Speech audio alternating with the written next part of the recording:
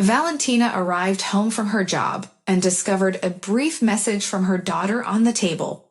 Her connection with Nastya had been inconsistent, but she hadn't anticipated her daughter to depart from home in that manner. She reviewed the message repeatedly, memorized it, yet it appeared she had overlooked something crucial, misunderstood it.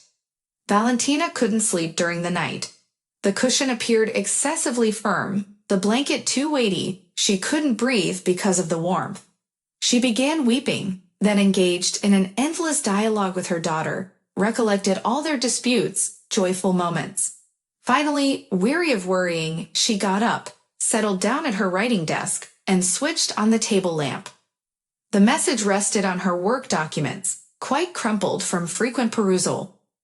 Valentina reread the message meticulously for the 100th time. No, she had comprehended it correctly.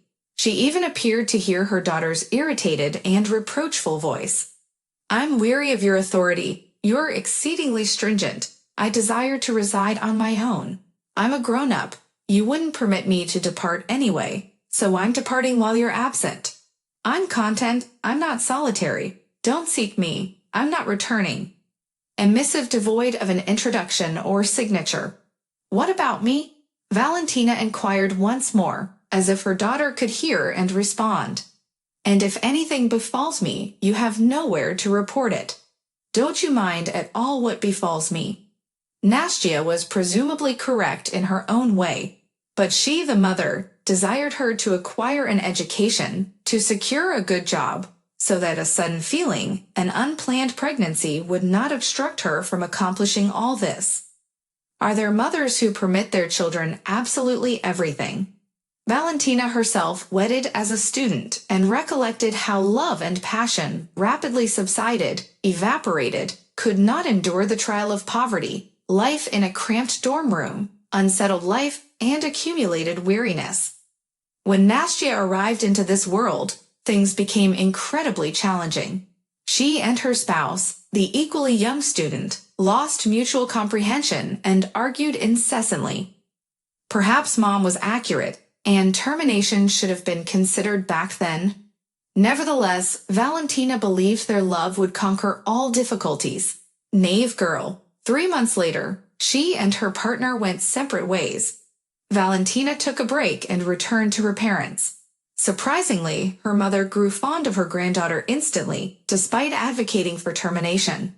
She even allowed Valentina to complete her studies at the institute, while personally caring for Nastya and indulging her endlessly. As long as her parents were alive, Valentina encountered no hardships. Mom was nearby, keeping a close eye on the child. After graduating from the institute, she spent 2 years as an English instructor at school, and later secured a position as a translator. However, fortune didn't favor her in her private life. Her mother mentioned that it's about time to select a self-reliant gentleman, a grown-up. Nevertheless, Valentina encountered either wedded gentlemen who proposed only the position of a lover or separated ones, who relinquished everything to their ex-spouse and were in search of someone to adhere to. Valentina hesitated to initiate a connection with such individuals. As her parents departed one after the other, she and her daughter were left all alone. No one else was as close and cherished to Nastya as Valentina. Valentina devoted herself entirely to her daughter. Yet it turned out that her daughter didn't require it. Indulged by her grandmother, Nastya perceived her mother as excessively strict. Her aspirations revolved not around education and career, but around a life of liberty. And today, she departed from home. And I'll await. What else am I capable of doing? You'll return someday. I'm a mother, I cherish you, and I'll pardon you. Only if nothing unfortunate occurs to you. Valentina sighed, powered down the table lamp, and proceeded to bed. She tossed and turned for approximately 30 minutes, but drifted into an uneasy, responsive slumber. She couldn't embrace her daughter's departure for an extended period, anticipating her return, flinching at the bells and any sound beyond the door.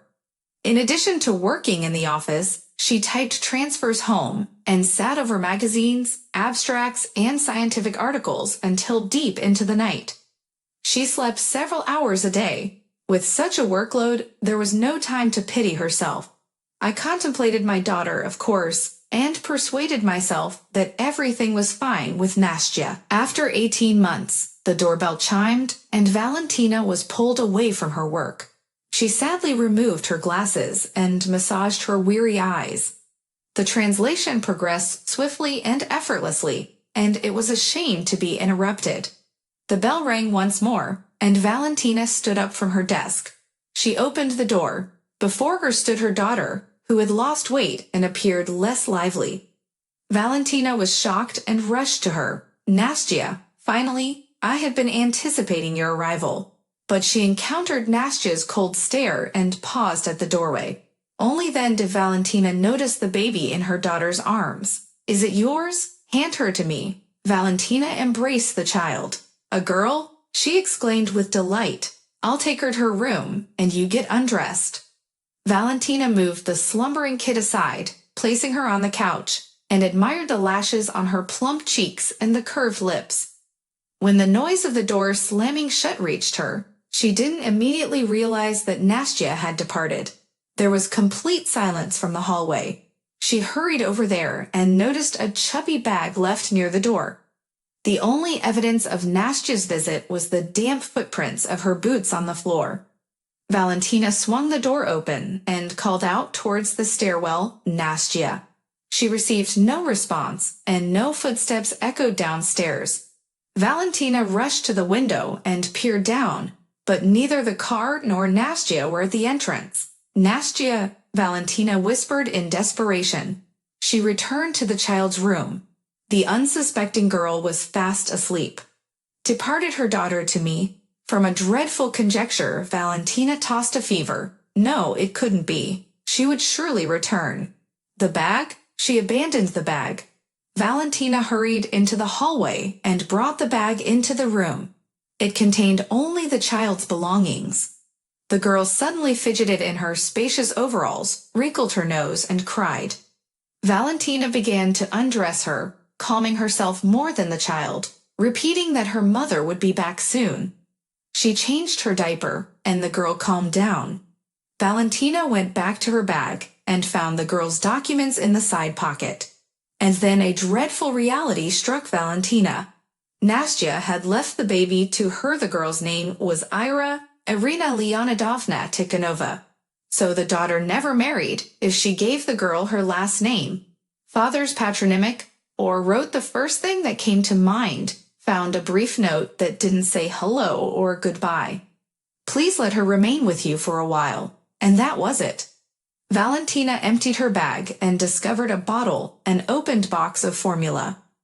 Gratitude for that, she pondered, and soared to the kitchen to dilute the formula.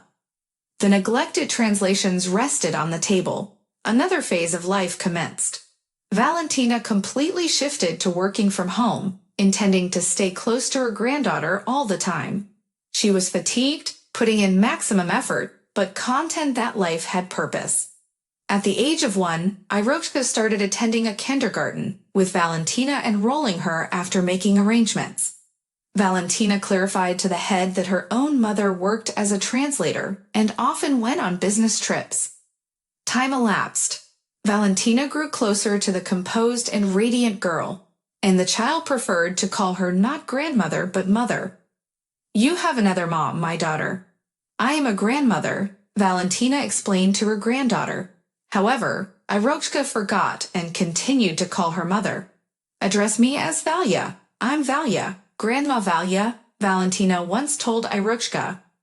The female nodded and from that moment on referred to her exclusively as Valya, without her grandma. Nastya never returned, never sent a single message. The time was getting close for Irochka to attend school. Valentina was anxious. What if the head of the school didn't approve of the fact that the girl resided with her grandmother? What if the authorities got involved? She postponed it until the last minute. In late August, she went to the school where she herself had been employed for 2 years. The head teacher had changed. Valentina immediately realized that anything could be expected from a strict, beautiful woman with cold, piercing eyes. But the principle stayed the same. Valentina disclosed everything at her own risk, and he arranged everything. Irochka was admitted to the school without any debate. Valentina adored Irochka to such an extent that presently she dreaded her daughter's comeback. She did not indulge her excessively. She wasn't that sort of person, but she offered her everything of herself, attempted to ensure that Irochka had all she required. During school gatherings, she took pride in hearing the commendations for her granddaughter. Irochka matured as a perceptive girl beyond her years. Valentina frequently questioned if Nastya was the same, and sadly acknowledged to herself that neither hard work nor inquisitiveness distinguished Nastya. A year later, she quit music school. She did not enjoy reading, did not aspire to anything. Only strolls occupied her thoughts. Spring arrived early and balmy this year. En route to the school to collect Irochka, Valentina headed to the shop. They strolled back home leisurely, relishing the spring sunshine. Ira shared her school updates, while Valentina carried a burdensome satchel, a bag with spare shoes, and a grocery sack. Upon reaching the entrance, she paused, searching for the key to the coded lock. "Mom," Nastya's voice unexpectedly echoed from behind. Valentina turned, startled, and accidentally dropped her keys. It took her a moment to recognize her daughter. Nastya now appeared like a vivid, high-priced, and stylishly attired blonde. Even from a distance, Valentina caught a faint whiff of costly perfume. Nastya seemed somewhat unfamiliar, alien, yet she was her daughter. Valentina felt joy, but Nastya's sudden presence foreshadowed only one thing: she would take Ira away. Irochka seized the keys and handed them to Valentina. Her heart filled with dread as she observed Nastya gazing intently at her daughter. Although Irochka gazed at the attractive stranger with curiosity, she still embraced Valentina. "You returned after all, and I even know why," she remarked, opening the door and ushering Irochka indoors. Nastya had no intention of disclosing to her daughter who she was right there on the street. Someone might be peering through the window. All three of them silently ascended to the third floor, entered the apartment, and only then Valentina inquired how long her daughter had been visiting. "Aren't you pleased to see me?" Nastya asked boldly. "I've been awaiting your arrival for so many years, and now I see you look good, so you've settled down in life." "Yes, I reside in Spain, married. You didn't think I'd forgotten about." They both turned their attention to the quiet Irochka simultaneously. "Go to your room and change your clothes," Valentina instructed her. "Irochka, I'm your parent," Nastya interrupted her, approached her offspring and wanted to embrace her. But Ira concealed behind Valentina, and then ran into the chamber. "Why are you so swift? She needs time to accustom herself. She doesn't recall, doesn't know you." Valentina reprimanded her offspring. "You're in your repertoire. You know best when and what to perform." Nastya laughed artificially, but her eyes remained melancholy. "Isn't that why you handed her to me?" Valentina parried. "I arrived for her. As soon as I get the documents on her, we'll depart." "You'll have to endure me, mother," Nastya said defiantly. It was a peculiar encounter. They were kin, but they could not find tender words for each other. What did Valentina expect? There was nothing she could do about it. She would be unaccompanied again. At dinner, Nastya told me how well she was living in Spain, what a residence and pool she had. I was frightened to disclose my daughter to my spouse, and when he discovered, he scolded me so intensely for concealing it from him. He persuaded me to go and get Ira. "And the one you fled from home for," Valentina taunted. "What's there to converse about him now? When he abandoned me without money, I didn't know how to survive. That's why I brought my daughter to you. I knew you'd implore me to remain, so I departed without explaining anything. I desired to recover and take Irochka then. So I was a lousy mother to you, but a good grandmother to Irochka." Valentina couldn't keep silent. I'm sorry, I wasn't just to you. I know you tried. You did everything for my benefit. Mom, that's my daughter. I'm gonna take her anyhow. What about me? You felt bad, and you pondered about me. How am I gonna live with a little kid and work when you left her to me? And how will I live on? Irochka is the sole meaning in life. Their discussions turned out peculiar, burdensome, with denunciation for the transgressions brought to each other. But Valentina realized that it was imperative to stay amicable with her daughter, not adversaries. She is older, wiser, and more intelligent, and she is ready to make concessions for the sake of Irochka, and she exerted her utmost. The day of departure was drawing near. Will Valia accompany us? Irochka inquired Nastya one day. She had referred to her mama once when Nastya had requested her to. No, Grandma will stay here. You'll grow up, and you'll be able to pay her a visit. Then I'm not going anywhere either, Ira said stubbornly. Even Valentina couldn't convince her. She kept anticipating that Nastya would propose that she join them. She would have said yes. She would have given up everything to be close to her daughter and granddaughter. However, Nastya refrained. She traveled to Spain alone, as Irochka threatened to escape regardless. Prior to that, she engaged in a final altercation with Valentina, disclosing that she intentionally turned Irochka against her and pledged to gain custody of her daughter through legal means. That marked the conclusion. 8 additional years elapsed before Nastya reunited with them. Her spouse had passed away. He was significantly older than her, and his relatives had disinherited Nastya. They simply evicted her. Fortunately, she had enough personal funds for a ticket. Ira grew up and interacted more positively with her mother. For a period, the three of them cohabitated until Nastya encountered a new spouse and moved in with him.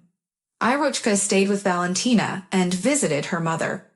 Every household encounters its own issues, hidden truths. It's unfortunate when there is a lack of understanding between a mother and daughter. Everyone endures the consequences.